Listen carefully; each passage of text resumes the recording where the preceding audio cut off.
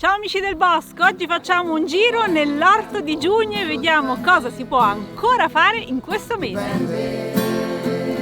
Dipende dalla prova della vacca, tutto dipende.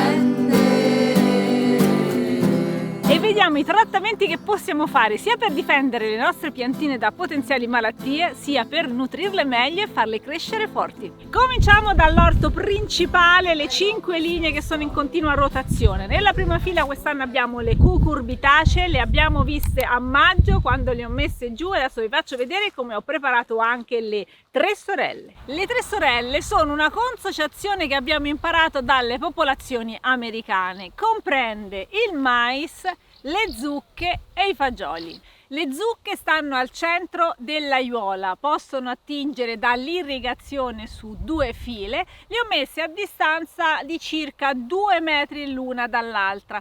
Poi lungo l'aiuola ci sono 2 file di mais contornate dai fagioli. Come ho proceduto? Avevo del mais già cresciuto che avevo messo in semenzaio, quindi ho fatto i trapianti. Quel mais però mi è bastato soltanto per una fila. Da quest'altra parte ho messo direttamente il seme che avevo soltanto bagnato. Vedete la differenza? Sono un po' più piccole ma stanno crescendo bene anche da questa parte. Di zucche nelle diverse buche ne ho messe tante, adesso sto diradando, rimarrà soltanto la più bella. I fagioli si trovano ai lati del mais perché quando cercheranno un sostegno per arrampicarsi troveranno proprio quello del mais. Il mais l'ho messo circa 50 cm di distanza lungo la fila e qua saranno una quarantina di centimetri. Tra l'altro è importante che ci siano più file di mais perché è più semplice poi l'impollinazione. Per far crescere bene le tre sorelle è meglio dare un vantaggio al mais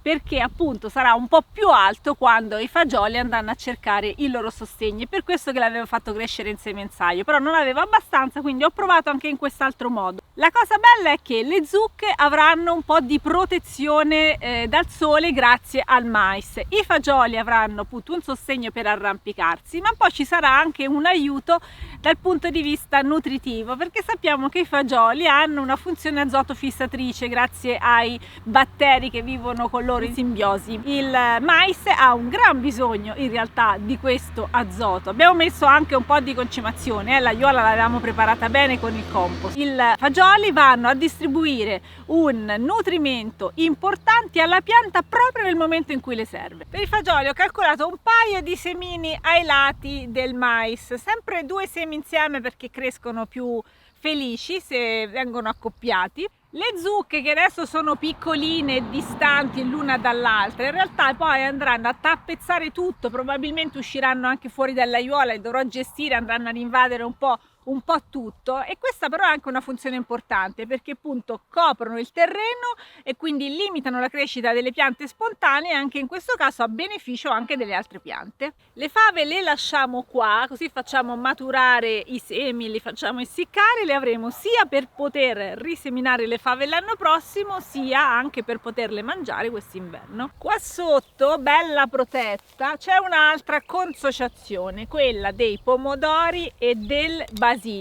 I pomodori non amano le temperature fresche, siccome non è che abbiamo avuto una primavera così calda, è meglio proteggerli. Tra l'altro questo telo ha doppia funzione, protegge un po' dal freddo ma anche dagli eccessi di sole. Tra poco metteremo anche il tendone verde invece per coprire ancora di più il caldo dell'estate, il sole più estivo. Guarda, le piantine del basilico starebbero anche bene, starebbero crescendo bene, ma le lumache vengono a mangiarsi anche il basilico. E poi abbiamo la linea delle cipolle, queste ci danno sempre un sacco di soddisfazioni, stanno venendo benissimo anche quest'anno, sono belle grandi. Abbiamo fatto dei trattamenti con il compost, quindi gli abbiamo dato anche un nutrimento fogliare e hanno risposto bene, quindi cipolle alla grande. Nell'ultima fila fagioli, stanno venendo bene soprattutto quelli più rustici, i fagiolini dall'occhio, tra l'altro avevamo il seme autoprodotto. Nel frattempo ho scoperto la mia aiuola dei pomodori perché voglio fare un trattamento importante contro le malattie fungine. Questo è l'equiseto, la materia prima per fare uno dei trattamenti più importanti tra quelli diciamo classici fai da te che si possono attuare nell'orto.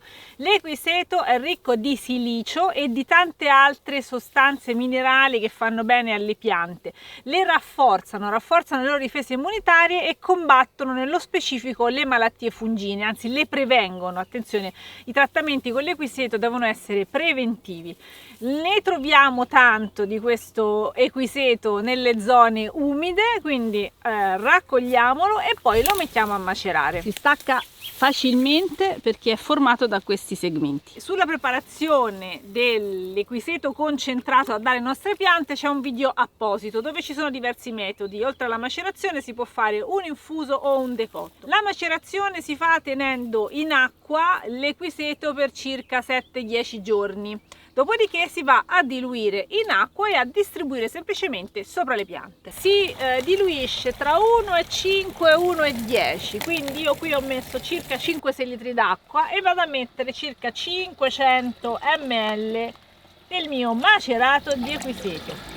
Come tutti i trattamenti, mi raccomando, vanno dati la sera al tramonto quando non c'è il sole. Se piove eventualmente vanno ripetuti. Io comincio a spruzzare i miei pomodori.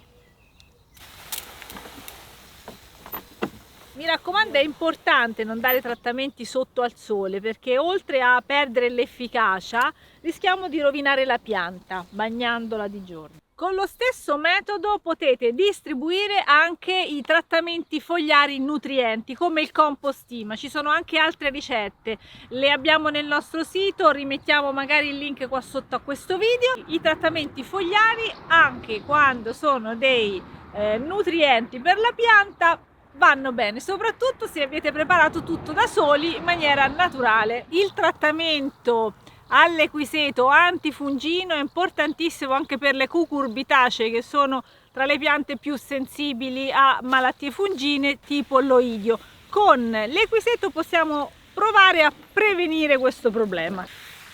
Questo trattamento, quando siete in zona pericolo, perché magari le temperature non sono troppo alte, c'è un po' di umidità, fatelo almeno una volta a settimana.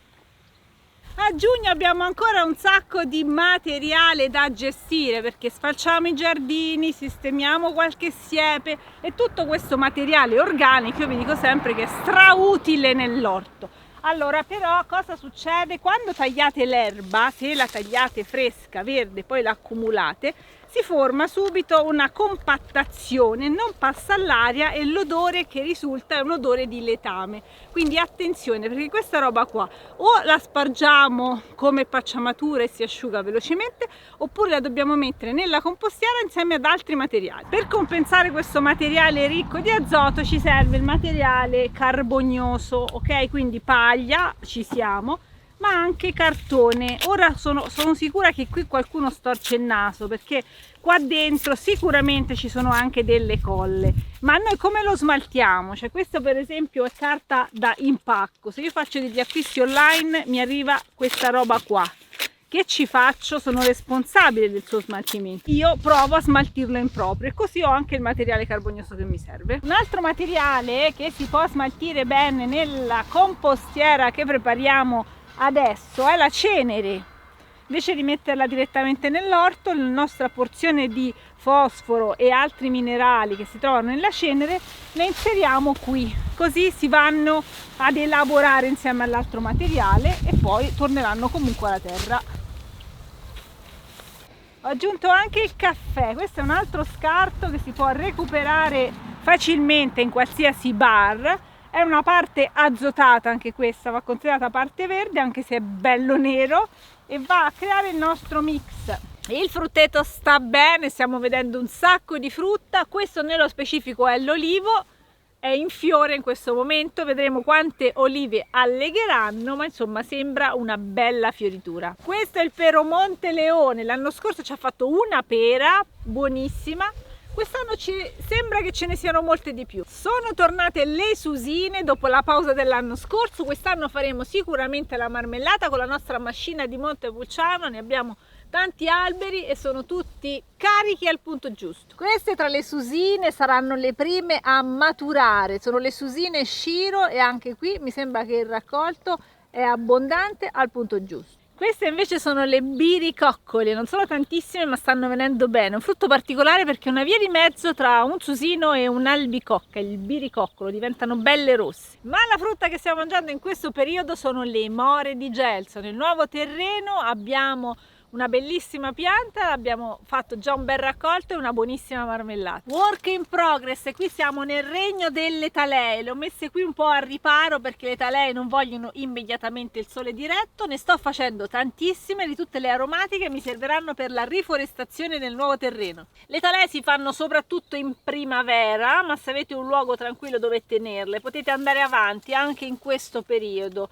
Le talee, soprattutto delle aromatiche, sono molto facili da fare, potete riprodurre tutte le piantine che volete. Ci tenevo a farvi vedere anche le patate, stanno crescendo bene, velocemente. Queste sono sempre fatte con il metodo root stout, ovvero non ho scavato, le ho messe a terra e ho coperto col fieno, tanto fieno. Bisogna stare solo dietro un po' a accorciare le piante spontanee che gli crescono intorno, così diventano anche loro una bella pacciamatura. Dalla Jugendkultur sto raccogliendo tantissime fragole in questo periodo, mi diverto tantissimo a mangiare le fragole, ho già raccolte quelle di oggi. A giugno si sa c'è tanto da lavorare, quindi buon orto a tutti, ma questo è anche il momento in cui si comincia a mangiare parecchio, soprattutto la frutta, quindi buon appetito anche. Ci vediamo al prossimo video, ciao!